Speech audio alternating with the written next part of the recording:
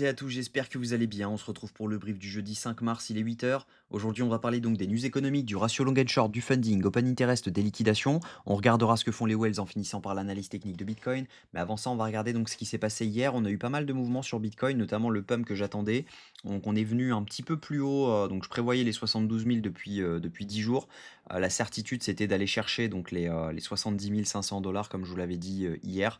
Donc d'ailleurs, je vous avais tracé un Picasso clairement plutôt, c'est assez inédit hein, d'avoir cette perfection dans le schéma. Je ne l'ai pas touché. Donc c'est la vidéo d'hier, si vous voulez regarder, c'est assez drôle, la ressemblance, donc on était là-dessus. Donc clairement intéressant, donc on a eu, ce long, là-dessus, donc j'ai pu ouvrir un petit scalp sur ce pump. Donc je l'ai TP un peu tôt, mais c'est pas grave. Clairement ça faisait 1,5 R de validé, donc 1,5 sur le portefeuille là-dessus. Actuellement, on est en short, on est rentré un peu tôt, dans les 72 352 $. On a, touché également la zone, que j'attendais, donc la zone, c'est un order block, H2, donc autour des 72 969 $, donc on avait cette zone-ci, donc entre les 72 772 et les 73 140 $. Si jamais on regarde, en H4 également, on a front run le FVG H4 dans cette zone, donc il est très probable que nous ayons, à mon avis, un dernier push, haussier dans lequel on sort les derniers shorts et derrière on a notre vrai setup. Donc à mon avis, on pourrait avoir le dump demain, pas forcément aujourd'hui. Aujourd'hui, on pourra avoir de nouveau un range en H4 et cetera, dans lequel à un moment on vient swept tout le monde et ensuite on fait notre vrai mouvement baissier pour tout simplement venir chercher les dernières liquidités. Je doute qu'on tombe directement. Le plan, ça serait plutôt d'avoir donc ce setup dans lequel on a notre donc on sort tous les shorts tout simplement un peu tôt comme le mien. À mon avis, c'est quelque chose qui est très envisageable. Derrière, on dump. On rebondit dans la zone OTE du mouvement, tout le monde se met à long, on fait un fake rebond et derrière, à mon avis, on aura le vrai dump pour venir prendre les liquidités. Donc ça, c'est quelque chose de très probable, voire même remonter un peu plus haut hein, pour vraiment clôturer tout le monde et ne pas forcément donner envie aux gens de short ce mouvement. Donc ça, c'est quelque chose de très probable. Donc il va falloir regarder aujourd'hui dans cette vidéo, savoir si jamais il est important de clôturer le short pour le reprendre plus haut ou si il faut le garder tout simplement ou réduire la position ou hedge la position. Ça va être quelque chose à mon avis de plutôt intéressant. Au niveau, donc, news économique aujourd'hui, on a les inscriptions hebdomadaires au chômage à 14h30.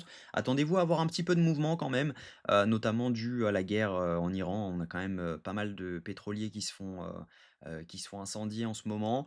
Donc, risque d'inflation énorme sur, l'Europe, sur, le Moyen-Orient, sur, l'Asie également. Pas forcément les États-Unis, mais ça risque d'être impacté quand même parce que toutes les matières premières proviennent donc du détroit d'Ozmoor. Donc clairement, il y a de fortes chances qu'il y ait un impact sur l'inflation au niveau mondial. Donc faites bien attention à ça, notamment sur les prix du pétrole. Je vous invite à aller faire le plein de la voiture. Au niveau donc Crypto Bubble, ce qu'on voit, c'est qu'on a du vert partout. C'est normal, on a eu un pump sur Bitcoin. On a notamment le River qui reprend 33% aujourd'hui. Assez bizarre, c'était 33% également hier. Je vais actualiser pour être sûr. Non, voilà, c'était pas actualisé. Donc on a plus 11% sur le Pi. Donc voilà, on a des alts qui performent. Le River, donc aujourd'hui, pour actualiser, on est à moins 10% dessus, donc il a bien retracé. Mais sinon, au niveau crypto, faites bien attention. Pour moi, ce n'est pas un bon moment pour acheter du spot. On est potentiellement sur un top de marché et on pourrait aller beaucoup, beaucoup plus bas. C'est plutôt le moment d'aller switch justement en USDT ou d'aller placer vos cryptos pour tout simplement gagner des pourcents dessus à l'année si jamais si jamais vous ne vouliez pas les vendre. Mais clairement, c'est pas forcément le moment d'en acheter en tout cas. Gardez du cash parce que, bon bah voilà, à mon avis, le dump n'est pas fini. Au niveau funding open interest, donc je vous ai un peu, donc j'ai commencé parce qu'à mon avis, il y a beaucoup de choses à dire, donc on va le refaire ensemble. Et c'est plutôt intéressant tout ce qui se passe. Donc il y a pas mal de choses à dire là-dessus. Donc on va regarder, hop, je dézoome un petit peu et vous allez voir on va vite comprendre que, il se passe pas grand-chose depuis qu'on a touché les 73 000 $ au niveau Open Interest, mais il y a quand même pas mal de choses à dire. Donc juste ici, on a eu un pump de l'Open Interest avec un pump, des funding. Ce qui voulait dire que ici, majoritairement, c'était des longues qui sont rentrées. Ces longues sont toujours en position, donc ça veut dire que leurs stop loss sont sous cette zone autour des 67 000 $, autour donc des 67 353 $. On a également, à mon avis, un afflux de liquidités dans ces zones parce que voilà, les gens remontent leur stop loss, les gens se mettent à BE, etc. Donc juste ici, on a un afflux de liquidités, ça c'est sûr. Ensuite, ce qu'on peut dire, c'est que même chose ici, on a eu une hausse de l'open interest avec une baisse des funding, ce qui voulait dire que ici, majoritairement, ce sont des shorts qui sont rentrés. Donc leur liquidation était juste au-dessus de ces tops, donc logiquement, on les a clôturés. Donc les shorts ne sont plus actifs. Si on regarde juste ici, on a eu une hausse de l'open interest avec une hausse des funding juste ici. Donc ici, c'était majoritairement des longues. Donc leur liquidation, même chose, se trouve juste en dessous, donc sous ce lot, juste ici. Donc là, on commence à accumuler quand même pas mal de liquidations en dessous, hein. On peut les prolonger, etc., hein. Mais voilà, on a quand même pas mal de gens à aller chercher. Et donc ça vous donne un peu un impact de si jamais on commence à faire un tour là-dedans, bah, on peut très bien faire une seule et même mèche en H4 par exemple, dans lequel bah, si jamais on commence à tomber dans ces zones, on peut très bien dump directement pour aller clôturer tous les longs sur une seule et même bougie H4. Donc il va falloir faire bien attention à ça et je vous invite vraiment à ne pas long cette zone parce que clairement, à mon avis, le mouvement risque d'être très impactant entre les 70 600 et les 67 353 $. On continue. Si on regarde juste ici, on a eu une hausse, donc hop, je peux quand même commencer ici. On a une hausse de l'open interest avec une baisse des funding juste ici.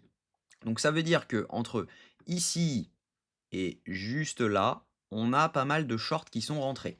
Donc, soit leur stop était au-dessus et donc on les a clôturés. On voit clairement qu'on en a clôturé quelques-uns, hein. On a eu une baisse de l'open interest juste ici, donc je vais rezoomer maintenant. On n'a plus besoin d'avoir ce dézoom complet. Mais voilà, on voit quand même qu'on en a close quasiment 40% parce qu'on a eu une baisse de l'open interest avec une rehausse des funding, ce qui veut dire que ce sont des shorts qui se ferment. Donc logiquement, on les a fermés là-dessus. Donc quand on voit ce pump tout simplement, on a tout simplement fermé pas mal de shorts là-dessus. Ensuite, quand on continue, donc on va zoomer un peu parce que là il se passe pas grand chose, mais la majorité, vous allez voir que c'est du long qui s'ouvre. Donc hop, je rezoome sur l'open interest, même si jamais c'est pas des mouvements énormes, ça a quand même le mérite d'être dit. On a une hausse, donc juste ici de l'open interest avec une baisse des funding, ce qui veut dire que ici il y a pas mal de shorts qui sont rentrés et on les a pas close. Ici, on a une hausse de l'open interest avec une hausse des funding, ce qui veut dire que ici, majoritairement, ce sont des longues qui se sont fait sortir logiquement lorsqu'on a fait ce mouvement. Ils ont dû mettre leur stop en dessous de cette zone. Ensuite, juste ici, hausse de l'open interest, hausse des funding. Ici, c'est du long. Hausse de l'open interest, hausse des funding. Ici, c'est majoritairement du long également. Hausse de l'open interest, hausse des funding également. Et ici, majoritairement du long également. Donc ça veut dire que logiquement, les stops ont été pris. Et en faisant ce lot juste ici, les stops ont été pris. Ou alors, certains ont mis leur stop ici. Et donc, du coup, on donne tout simplement beaucoup plus de liquidité encore à la liquidité qu'on avait donc avant. Je rezoome un petit peu. Ce qu'on voit majoritairement ici depuis donc 2 heures du matin, 2h30, c'est qu'on a majoritairement une hausse de l'open interest avec une hausse des funding, ce qui veut dire que ici, majoritairement, ce sont des longues qui sont en train de rentrer. Et donc par conséquent, leurs stop loss sont où? Bah, ils sont dans cette zone et ils sont encore une fois logiquement ici. Donc, ici, on a vraiment un énorme cluster de liquidités, donc qui se situe entre les 71 212 et les 67 364 $, étant donné qu'on ne les a pas encore close. Si on regarde les liquidations, ça concorde plutôt bien. On a donc un cluster de liquidités à venir chercher entre donc, les 70 786 $, donc c'est le premier gros cluster, et également à 70 222. Ça, c'est sur les dernières 24 heures. Si jamais je vous mets 48 heures, c'est pire encore, on a vraiment des clusters jusqu'aux 66 958 $. Donc ça veut dire tout simplement que si jamais on clôture tous les shorts, on n'aura plus de raison de monter, étant donné que quand on regarde ce que font les wells sont en train de vendre. Donc soit les wells rachètent, et là on a des raisons de monter, soit tout simplement on a liquidé tous les shorts, les wells vendent, le spot vend, Et là, à part des longs massifs, qui ne dureront pas éternellement, bah, on peut pas monter éternellement. Donc ça voudra dire qu'on aura une correction et donc il va falloir faire attention à ça. Donc là, techniquement, au niveau des datas et cetera, bah, ce qu'on voit, c'est que, bah, logiquement, oui, on peut venir faire un plus haut pour clôturer les derniers shorts qui s'étaient ouverts, donc ici, hein, pour rappel, on a quand même des shorts qui sont rentrés sur le top, notamment ici. Donc logiquement, on peut tout simplement swept le plus haut, venir chercher les 74 200, donc la zone qu'on a front run ici, pour ensuite avoir le rejet et avoir une belle liquidation dont je vous parle, hein, clairement, on a donc ce cluster à venir chercher, donc entre les, 71 200 et les 67 500 dollars. Donc il est très probable, que nous venions faire ce mouvement-ci, dans lequel on vient tout simplement clôturer tout le monde. Donc on vient chercher les shorts dans un premier temps, pour ensuite venir chercher les longues et ça, c'est à mon avis le scénario le plus plausible. Donc ce qui va être intéressant, je pense, c'est de hedge ce short, pas forcément le close, parce qu'on n'est pas à l'abri, hein, d'avoir ce dump, clairement. Mais ce qui va être intéressant, je pense, c'est que, ce mouvement-là, il est quasi certain et ce mouvement-là, il est quasi certain. Donc maintenant, est-ce qu'on fait d'abord ce mouvement où on vient clôturer et derrière on vient ici et là du coup, bah, il y aura pas forcément de raison, si jamais on a fait ce mouvement-là, on a réussi à remonter ici, de s'arrêter ici, on pourra s'arrêter beaucoup plus haut. Donc là, ce sera intéressant. Mais en tout cas, voilà, à mon avis, l'idéal, c'est quand même de garder cette entrée juste avant le FVG H4 parce qu'on a également le retest, quand on regarde en daily, c'est également le retest donc du 7 avril, les 74 400 dollars. Donc ça veut dire qu'ici, on peut avoir un rejet également. On n'est pas obligé d'aller filer intégralement le FVG, H4. Mais voilà, il est très probable, à mon avis, qu'on fasse un mouvement de ce genre. Donc voilà, moi je vais plutôt, prioriser une clôture, là-dessus. Je pense que je vais même pas hedge, je vais clôturer ce short. J'étais également en short sur ETH juste ici, donc j'ai short, même chose, le FVG H4, on a mèche dedans. Donc au moment où on a fait un ravalement de la bougie, j'ai attendu la bougie close et je suis rentré en H4. J'ai également eu un call de mon bot et je suis également en short sur le NAS. Donc même chose, ça on va attendre un petit peu, voir ce que ça donne. Là pour l'instant le rejet est pas clair. On a été rejeté par les IFVG juste ici et ici. Donc voilà, on va voir maintenant ce que ça donne. Mais en tout cas, à mon avis, on aura un dernier rebond. Donc il va falloir être patient. Je pense que le mouvement peut durer jusqu'à demain. Et ensuite, à mon avis, demain ou ce week-end, on aura un dump. Donc ça peut être intéressant. Mais en tout cas, ce qui est sûr, c'est qu'il ne faut pas rater cette opportunité, je pense.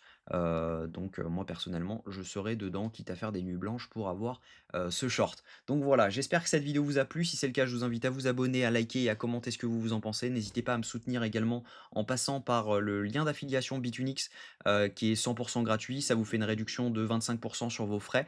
Vous les récupérez directement dans le spot. Et également, il y a 100 dollars à gagner pour donc il y aura 100 dollars à gagner pour 10 personnes qui seront inscrites. Vous êtes très peu à avoir pris le lien, donc clairement, vous avez quasiment une chance sur deux de gagner. Clairement, je vous invite à le faire. Donc voilà, je vous souhaite une très bonne journée. On se retrouve demain à la même heure. Prenez soin de vous.